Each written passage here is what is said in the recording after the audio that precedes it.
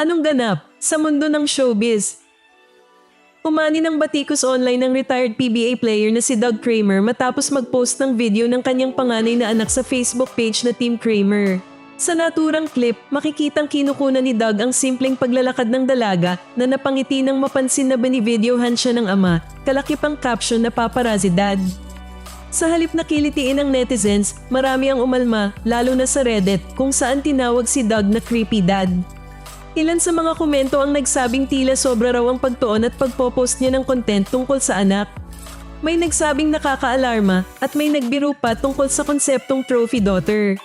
Mayroon ding mga naniniwalang hindi ito simpleng biro at nag-aalala para sa privacy ng bata.